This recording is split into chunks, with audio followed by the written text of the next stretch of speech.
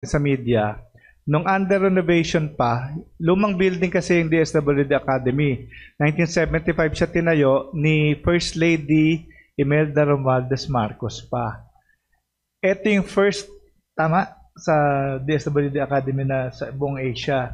Siyempre na luma na, kailangan i-renovate. Kaya i-report ngayon ni ASEC Janet Armas. ASEC, opening statement muna. Opo.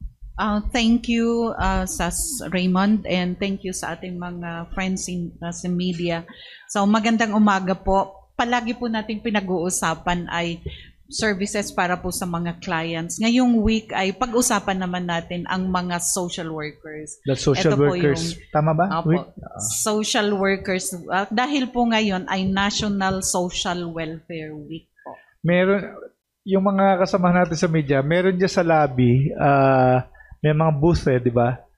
Nandun lahat ng programs ng DSWD kung gusto nyo kumuha ng ng mga leaflets nandoon para maintindihan nyo ng mas malaliman yung mga programa natin.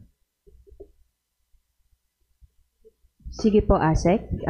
Meron po kayong presentation. Sige, simulan na natin tapos magtanong na lang tayo along the way.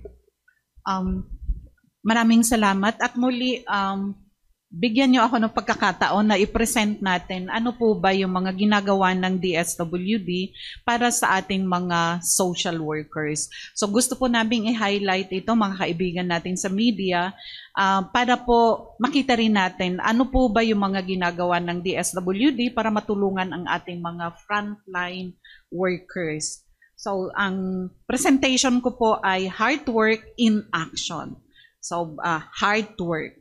Ang theme po ng ating celebration this week ay serbisyong may malasakit katuwang sa pag-unlad ng sambayanan tungo sa bagong Pilipinas. So bakit nga po kailangan nating i-strengthen yung mga why do we need to strengthen social work? No po. Ang social workers kasi sila po yung frontline workers natin at nagdadala ng compassion doon sa bawat community. And sila po yung kanilang mga roles ay protection, response, and empowerment call for stronger systems, support, recognition, and continuous development. Dahil po pag hindi natin binigyan ng capacity building ang ating mga frontline workers, pwede pong mag-suffer din yung quality ng services na binibigay po natin. Kaya ang DSWD Academy po, it will lead to the transformation and turning the passion into professional excellence. So, gusto po kasi lagi ni Secretary, ang ating services ay it will be delivered with excellence aside from the extra love and extra care. Opo. So ano po ba ang DSWD Academy? Ito po yung Center of Learning Certification and Excellence for Social Welfare Workforce. So hindi lang po ito para sa social workers, kundi lahat po ng mga nandito sa DSWD at nandoon sa ating mga local government units. And gusto po natin kasi ay magkaroon ng competency-based learning certification and partnership in the Philippines, hindi lang dito sa Pilipinas. Ang gusto po, Sir Sas ni Secretary, go beyond the Philippines kasi marami tayong i-offer sa Asian countries. And anchored pa rin ito doon sa Hard Work Competency Framework. Meron po kaming nagawang framework na ito po yung sinusundan natin para masigurado natin na gagaling ang mga social workers or development workers na nagbibigay ng frontline services. And ang mga prinsipyo pa rin na sinusundan natin ay integrity, service, and professional growth. So doon po, next slide, doon po sa Academy, meron po tayong 72 na programs. So this 2025, nagkaroon po tayo ng 2,087 na graduates. Ito po ay from the social welfare agencies, private. Meron tayong local LSWDOs, ito po yung nasa munisipyo, and sa ating mga centers and institutions, plus DSWD employees po. So ASEC yung basic courses, ibig sabihin lahat pwedeng kumuha niyan? Opo. Ito po ay for all. Yung change management, leadership, case management, and Then yung specialized, yung specialized naman ito yung base na kasi ano yung ginagawa talaga ng social worker. So gusto niyang, ito yung technical skill na gusto niyang i-master. Ito po, may 8 specialized courses. usually ganong katagal yung isang certificate course? Ang certificate course natin, naglalast pa rin siya ng 3 to 5 days. Pero meron po siya, sir, mentoring and coaching na kasunod. Then stay in, ano? Opo, stay in po sila doon sa ating Yung academy. DSWD Academy kasi may mga rooms doon, parang hotel. Ang ganda na kung makakapag-tour ang mga media doon, makikita nila. Yeah, maganda po. Pwede nating i-invite ang mga friends natin sa media. Para mag-ocular. Opo. Sir Sas, yung ito naman sa ladderized course, ito po yung nakita kasi ni Sec doon sa LGU na marami tayong social welfare aid or assistance. Hindi ito graduate ng social work, pero matagal na sila na doon sa opisina. So sabi niya, bakit hindi tayo gumawa ng program para sa kanila? So kung ikaw ay 2-year course na graduate at andyan ka na, meron po kaming coordination with the schools na pwede bang i-micro-credential. So mag-training sila doon sa academy, pero pwede siyang ibilang ng school pag gusto nilang magtuloy ng pag-aaral. So credited na. Opo. Ang tawag po nung school ay micro-credential. Kahit anong course yun, Asek? Opo. Any anong talaga, course. kahit hindi related sa social work, Yes. pwede. Pwede po. Bakit ladderized ang course kasi ang tawag? Parang, ang gusto kasi natin, parang hindi kaya kasi ng mga employees natin, lalo na yung SWA, kasi sila yung pinakamababa yung sahod doon sa opisina.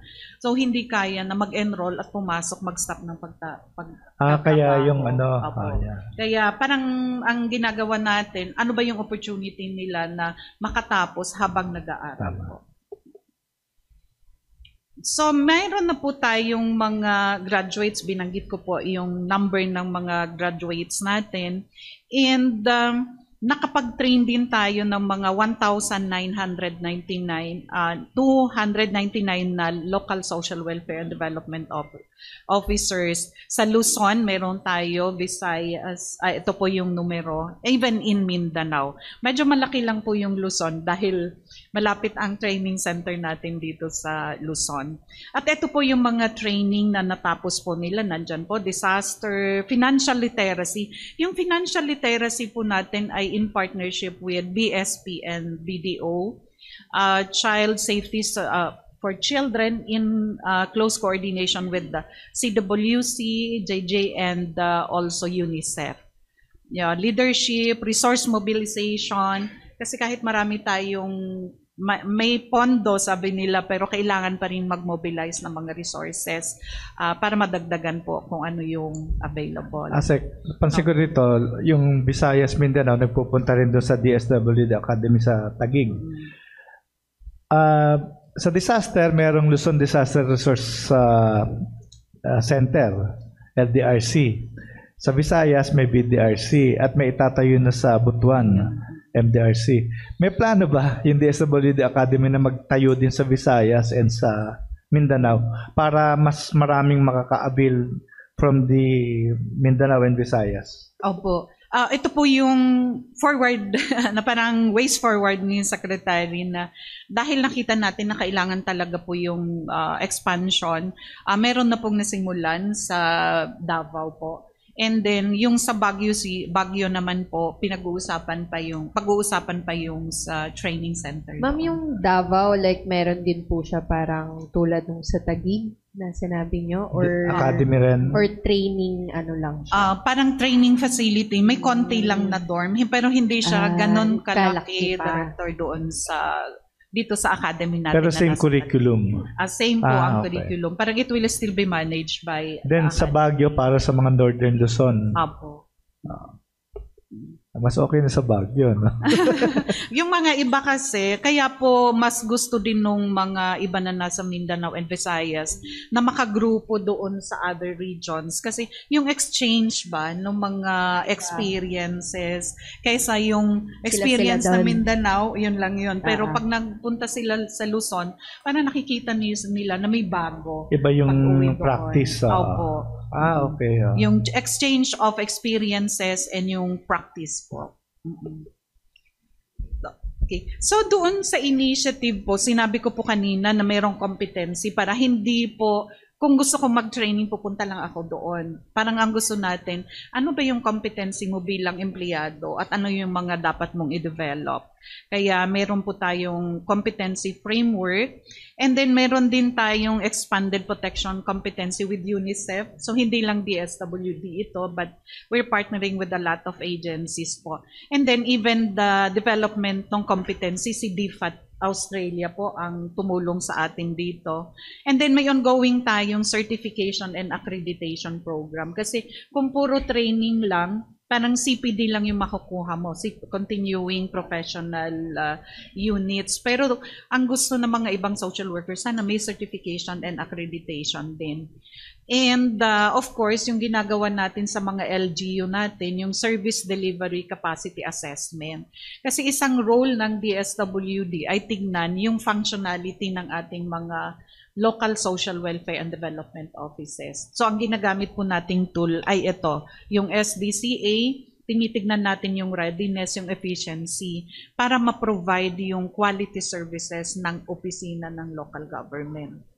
Yung natanong ko kanina nung wala pa yung, hindi pa tayo nag-start, may plano ba na magbigay ng masteral? Opo. Para yung di ba? Like dito sa DSWD, pag division chief, dapat may masteral. So may plano bang mag-offer ng masteral courses ang DSWD Academy? Okay. Sa ngayon, yun yung parang moving forward natin. Pero sa ngayon po, SAS, ang ginagawa namin ay nakikipag-coordinate kami sa mga schools. Kasi tie up with the schools para sila po yung mag-offer ng mga courses para sa ating mga working staff. Opo. Pero yung masteral, ito po yung suggestion din, recommendation ito ng mga thought leaders natin na pwede naman tayong mag-offer later. Pero sa ngayon po, hindi kasi natin kaya pa na mag-offer, makipag-partner muna tayo sa mga universities. Tama, yung implication yan, you will hire mga additional instructors. Opo. Opo. And gusto ko rin pong i-highlight yung ano po din yung mga policies that will protect and empower yung mga social welfare and direct workers and development workers. So kahapon po ay nandito yung ating mga congresspersons, pinag-usapan po yung Magna Carta. So meron po tayong Magna Carta ngayon na existing pero may proposal tayo ng amendment. So ito po yung pinag-usapan and may mga na-assign na po, so si Kong Lani Mercado ang magiging chair ng TWG para pag-usapan pa po ano yung mga amendment na gusto natin. And then, meron pa rin tayong tuloy-tuloy na consultation with LSWDOs dahil ang nakita ito ni Secretary nung nag-attend siya ng activity na sila yung tumutulong sa atin sa field at sila talaga yung nagsiserve doon sa field. So let's bridge the gap and make sure that we will closely work with them. Kaya may regular consultation po tayo sa ating mga LSWDOs. And then yung sa training po, nagagamit kasi ng bawat social worker yung training niya. Kasi pag nag-renew kami ng lisensya, kailangan namin ng 45 units. Kaya lahat po ng mga kinakandak natin na training sa academy, meron po siyang CPD units na that will be given by PRC. And yung sa rewards and recognition ng community of practice natin, meron tayong mga winners ngayon, Director, na this year, yung Gawad Mahusay and Gawad Serbisyong Mapagkalinga awardees. So, on the children's sector, ito po yung na-award natin nung last March, si Kapangan Benguet. Sa youth naman, Del Carmen, Women Talisay Cebu, PWD Cadiz City, Family and Community si Palay City, Peace and Development si Midsayap, and older persons, Binyan, Laguna. So yung overall winners sa Gawad Serbisyong Mapagkalinga, ito po yung tatlo, yung Talisay Cebu, Mauban, Quezon, and Manawag, Pangasinan. Asik, tanong ko lang, anong criteria nitong gawad mahusay at gawad serbisyong mapagkalinga? Okay. So dito sa gawad mahusay, ito po yung mga different sectors and LGU po ang mga ito. So base doon sa kanilang mga good practices, paano ba nila dinideliver yung different services? Kasi ito na yung mga devolved programs na children, youth. So may mga good practices sila, may criteria tayo. And ito po yung sa lahat ng mga nag-submit, sila yung mga nanalo. And then yung sa mapagkalinga naman, ito ay focus talaga doon sa SDCA. So yung sa Service Delivery Capacity Assessment natin. Ginagamit natin. Anong price dito? May mga price, maliliit lang naman sa Cash price? May cash price po na naibigay sa kanila bawat sector. Mga 10,000? 10,000 and 30 ba yung first 30 yung prize champion. natin? Malaki na yun, ha? Pero compared doon sa mga awards ng other agencies, may 500 sila. Simula pa lang tayo sa ganon. So, may mga strengthening din po na ginagawa tayo, like ito yung knowledge sharing during the Filipino Social Work Day, merong knowledge fair, and may dialogue din tayo sa social work students. Ito po yung gusto naming na aside from the social workers, meron din tayong dialogue with the students kasi gusto natin encourage na matapos sila sa kanilang pag-aaral. And meron din tayong ASEAN Social Work Consortium, 10 organisasyon naman ito ng mga social workers na every now and then kinoconvene ng DSWD para makita natin paano sila tutulungan. Last time, di ba, ito yung pinatawag ni SEC? Apo. Kasi yung mga ideas ba parang regularly si Secretary meron din siyang regular session with the members. So natapos na niya ang 3, meron pang 7 this January. And meron din po tayong core group of specialists kasi hindi lahat ng mga resource person natin ay nanggagaling sa academy. Nanggagaling din sa LGU, nanggagaling din sa mga CSOs natin, Director. And meron tayong ongoing na partnership with DAP. Ito yung leadership program natin. Hopefully matuloy na ito next year. And collaboration with other offices like sa PRC po, para sa PRB for Social Work, para doon sa certification po na binanggit ko kanina, yung sa CHED and TESDA, and even sa PQF. Kasi gusto nga natin iangat, parang ito yung gustong gawin ng Academy talaga, na may angat yung quality ng kagalingan ng mga social workers natin. And meron tayong initial meeting with 28 SUCs para kahit doon sa Mindanao at pinakamalayong lugar, may access ang ating mga development and social workers na pwede sila mag-aral. And of course, yung with UNICEF and the Asian School of Social Work sa Thailand. May mga initial discussions na rin po tayo. Asek, bago natin bigay sa mga kasama natin sa media yung pagtatanong, tanong ko lang, ano ang magiging role ng cluster ninyo next year sa ASEAN Summit dito sa bansa natin? Opo. Kami po'y alternate ni Yusek Sulit doon sa senior officers meeting. So si Yusek Denise ang first alternate niya, ako po yung third alternate. So nasimulan na po namin yung pakikipag-usap sa ASEAN nung October na nagkaroon ng meeting. So meeting with ASWC, so yung mga association ng social workers. So malaking tingin namin, magiging role namin talaga ay ensure na yung commitment natin doon sa ASWC ay magampanan. At social welfare pillar, Apo. So magkakaroon din ng tour dito yan? Ito nga yung challenge namin kasi parang gusto ni Secretary parang yung DSWD Academy, isa yun doon talaga sa ipakita. And if it can be a seat of capacity building for social workers and social welfare development workers, Yun po yung aim natin for 2026. Meron din ba tayong foreign students doon from ASEAN sa DSWD Academy? Sa ngayon wala po, pero may doon sa initial coordinations namin sa mga ASEAN partners, gusto po nilang, ang ini-encourage namin sila na magpunta dito.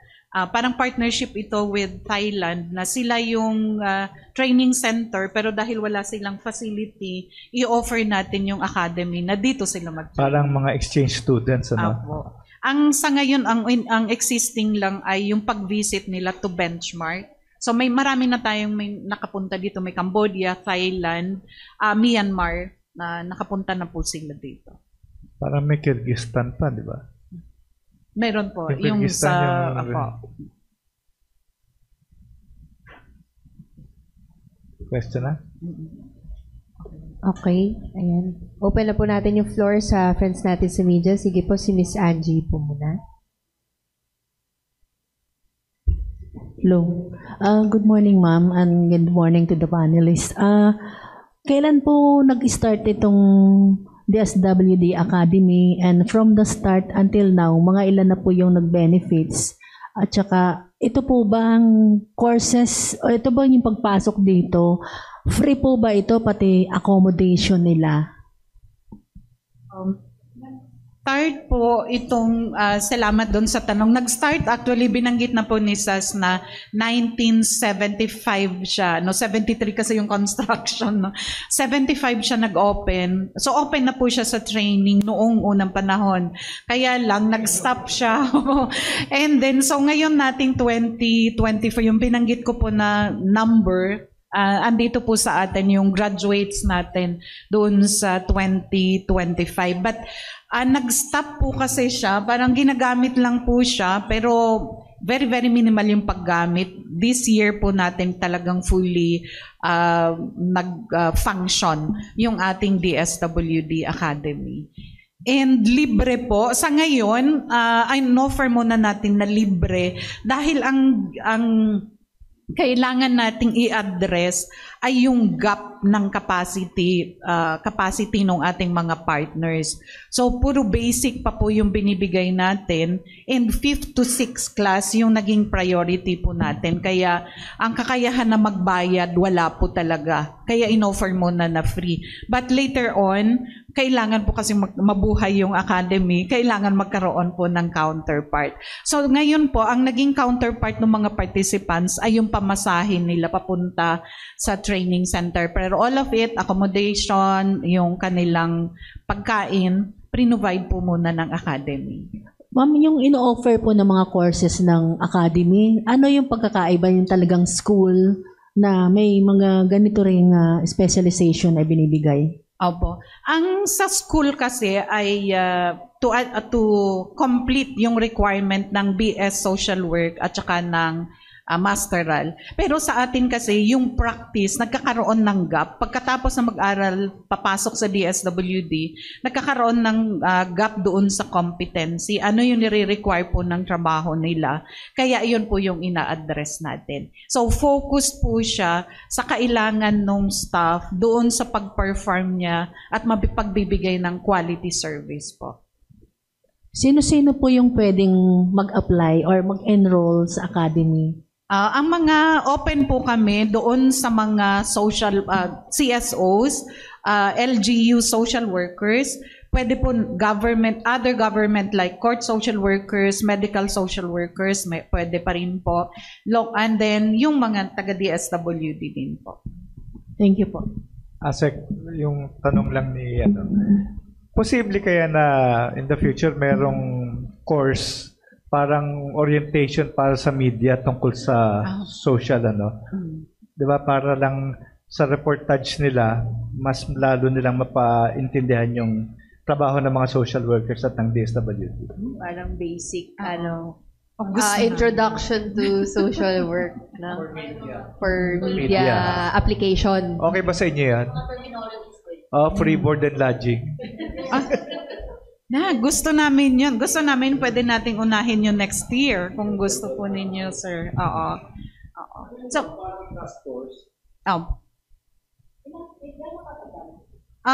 Yun i-design natin kasi kailangan naming malaman ano yung need para yun po yung ibibigay natin. And maybe yung resource person natin ay pwedeng itong... Magbigay kami ng parang form sa inyo, ano yung mga needs ng media para based on that, yung actual yung ano.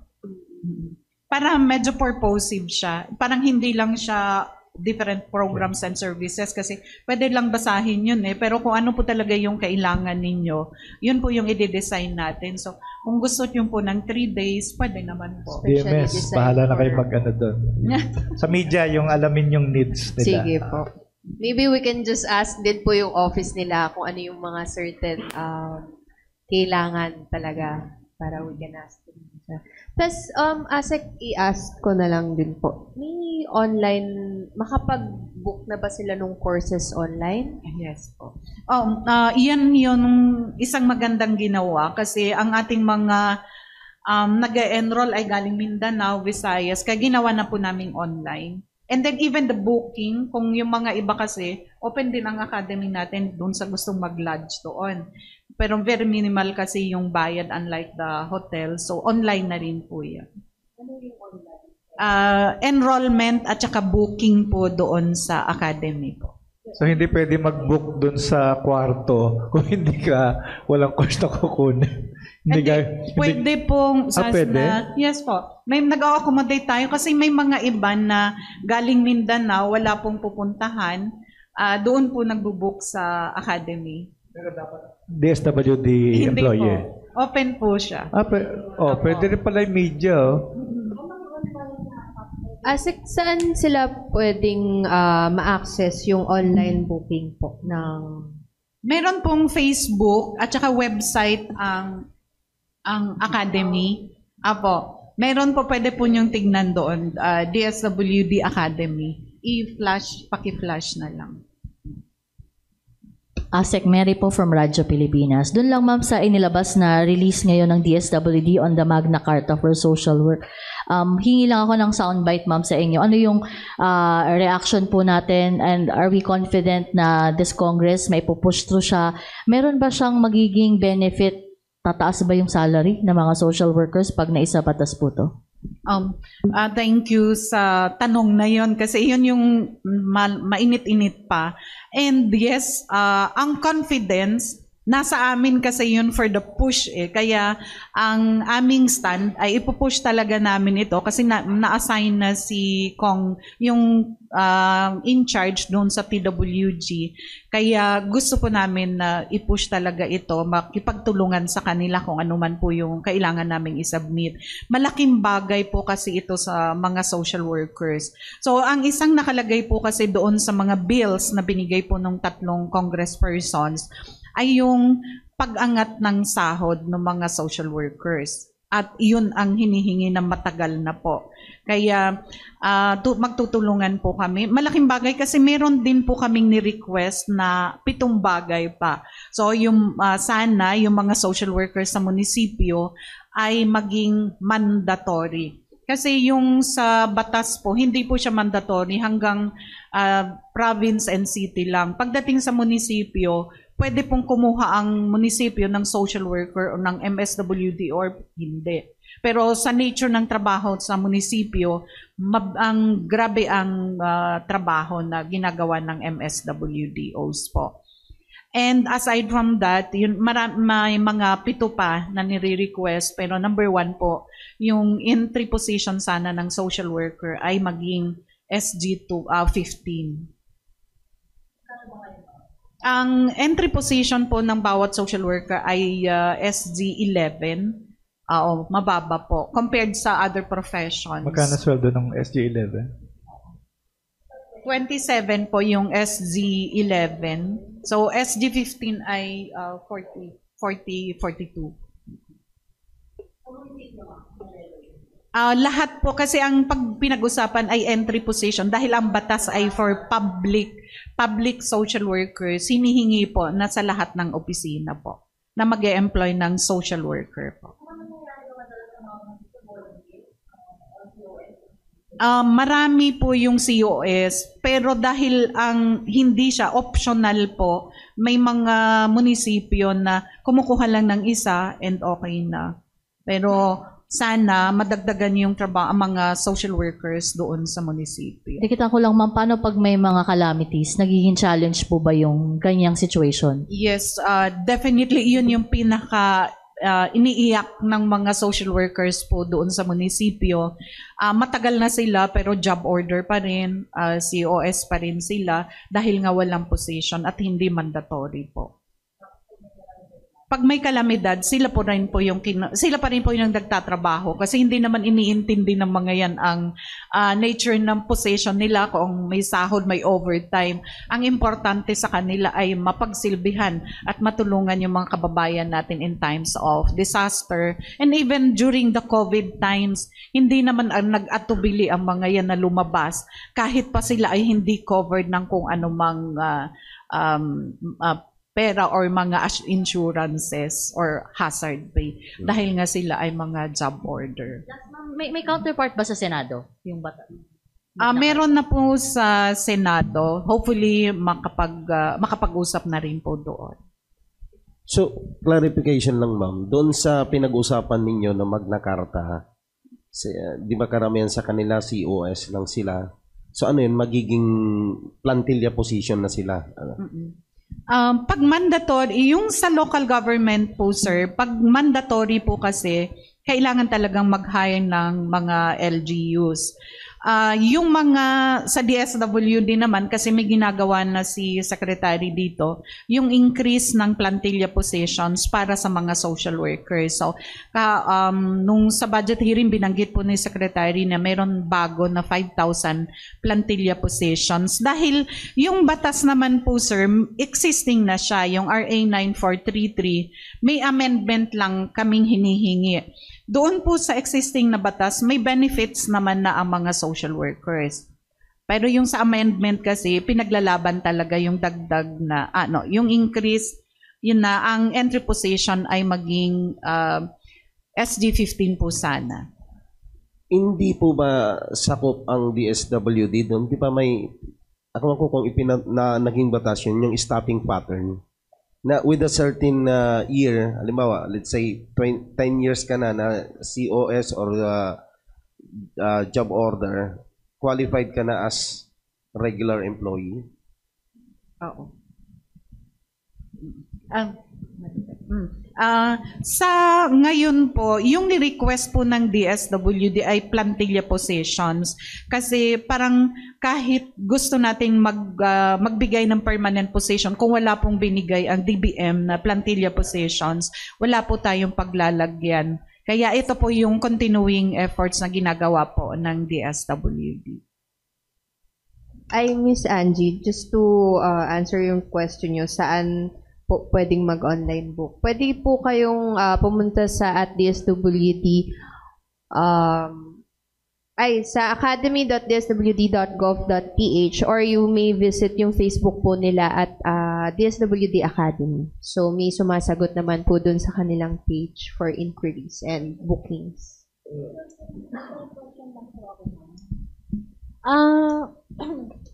Bukod po dun sa sahod, plantilla positions, ano yung sakop ng mga amendments na gusto nyong ipa-amend dito sa Magna Carta for social workers? May 7 po kaming binanggit kahapon. Isa po yung sa sahod, sa increase, and then the entry position. Meron po kaming nire-request. Yung 45 CPDs, lahat na po kasi ng mga other professions, bumaba na po. Kami, 45 pa rin po yung nire-require na CPD position, CPD units bago kami makapag-renew. And then, ang isa po yung provision ng sana masundan yung ratio ng social worker. Ang nangyayari kasi pag may isang social worker sa munisipyo, sakop na niya lahat. May ratio dapat na kung ilan yung population ng isang barangay, ilan ba dapat yung social worker mo. So may required po na galing din sa DSWD standards. Yun po sana ay sundan doon sa kung saan employed yung mga social worker. And then, yung sa approbation wherein yung students, any social welfare agency, government or non-government, to give opportunity for our social work practitioners. Kasi kung hindi sila mabigyan ng opisina kung saan mag-practice, hindi nila mako-comply yung 1,000 hours po. And then, ang isa po ay yung inclusion ng non-government social workers natin. Kasi ang batas natin, sabi niya public social workers. So ang clamor naman ng ating mga nasa CSO, paano naman sila? Sana ma-include sila doon sa Magna Carta po. Yung sa ratio, ano ba talagang ideal mo? Let's say, 1:1,000? Apa.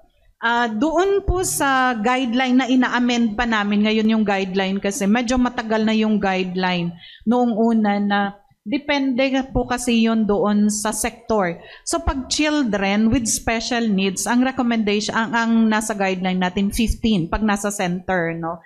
Pag family, 1,000 pag 1,000 families with less problems, parang socially functioning, may mga ratio din po yun. So medyo mahaba po yung ratio namin, sir, pero pwede po namin ibigay sa inyo. Iba yung nasa center na ratio, iba yung nasa community-based po. May clarification lang po ako. Eliza Insigne po from IBC News. Yesterday po kasi, tinanong ko po kay Secretary if for plantilla positions lang po yung magbe-benefit dun sa if ever na ma-legislate na po yung and ma-amend na yung Magna Carta for public social workers. How about po yung contract of service? Kahit po ba COS lang sila, madadagdagan din po ba yung sahod nila? Ang nilagay, pag ang entry position mo kasi ay regardless kung yan ay permanent or job order, kung entry position mo ay SG15, magbe-benefit po sila. Ngayon, doon sa other benefits, ang nilagay po din naman, ang hiningi din po namin ay sana makasama ang lahat basta social worker. Kasi kung plantilla, kung limited yung plantilla na ibibigay, hindi pa rin makaka-avail yung iba na job order and COS. And yung about din po pala sa academy, may question lang din po ako.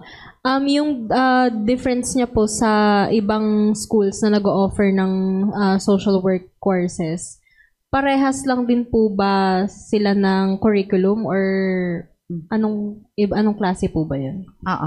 Miss Eliza, yung sa binibigay namin, hindi po siya compliance doon sa BS Social Work. Kasi subject talaga po yun, theory na kailangan nilang pag-aralan. Yun doon sa academy, ito yung competency gap para ma-practice nila yung kanilang profession. So, yun po yung ina-address natin dito sa academy. Right now po, sinasabi nyo may mga lumuluwas pa from other provinces, dito lang po available yung academy sa city? Or may balak po ba kayo na magkaroon pa ng ibang branches sa bawat probinsya sa ibang lugar dito? Sa ngayon, ito pa lang, yung DSW, yung nasa Taguig. Pero binanggit na po namin kanina na meron tayong nagsimula doon sa Davao. And then meron po din pong negotiation with Baguio City, yung FOCAR po ng Baguio City. Kasi may building na sila, kailangan lang pong iayos para maging training academy expansion. So working na po ba to this year or next year pa? Itong academy natin na nasa Taguig, functional na po ito. Pero yung sa Davao and sa Baguio, baka yung Baguio by the next year, pero yung Davao under construction pa kasi siya. Thank you, ma'am. Meron pa pong questions? So kung wala na, last final words?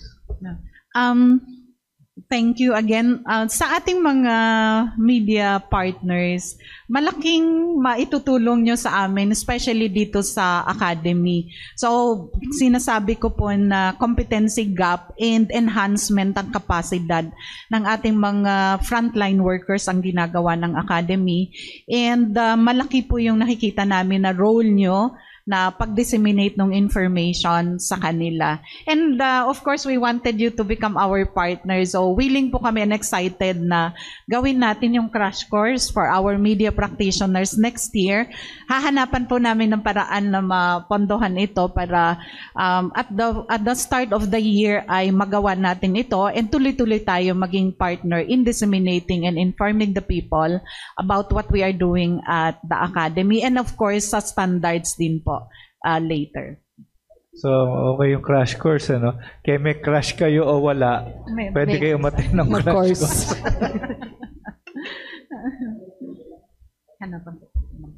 Sige po. So, next week, sinong guest natin? Director Dayan. Wait lang. Check ko po. Babalikan ko po kayo. Tapos hanggang mid-December na lang tayo, no? Po, yes sir. The January na. So, once again, salamat sa mga kasama natin sa media. Of course, sa guest natin na napaka-comprehensive nung kanyang na-discuss, si Asek Janet Armas. Thank you. So, next week uli, may food dyan.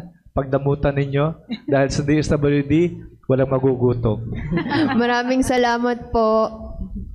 Maraming